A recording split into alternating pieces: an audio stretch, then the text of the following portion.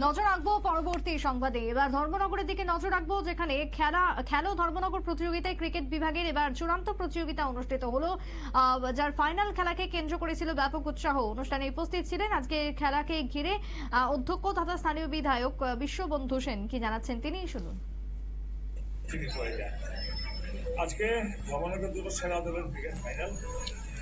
আমরা এই ফেব্রুয়ারির দ্বিতীয় সপ্তাহের মধ্যে সবাইকে পুরস্কার আমরা দিয়ে দেবো। আজকে আমি এমএলএ ফান্ডের থেকে খেলোয়াড়দের যে পুরস্কারের যে অর্থরাশি আমি মহকুমা প্রশাসককে, নোডাল অফিসার, বিধায়ক এলাকা উন্নয়ন প্রকল্প আমি চিঠি দিয়ে দিয়েছি। এর মধ্যে আপনারা শুনলেন বিশ্ববন্ধু সেনের বক্তব্য। তবে গত বছরের তুলনায় এই বছরও সফলতার সাথে এই খেলাকে নিয়ে যাওয়া হচ্ছে, সফলভাবে চলছে। বিভিন্ন বিভাগে প্রায় ৩,৫০০ যুবক যুবতী অংশগ্রহণ করছে। দ্বিতীয় সপ্তাহে দিকে সমস্ত বিভাগের পুরস্কার বিতরণ করা হবে বলে জানালেন অধ্যক্ষ। ছোট্ট বিরতির পর ফিরছি, সঙ্গে থাকুন।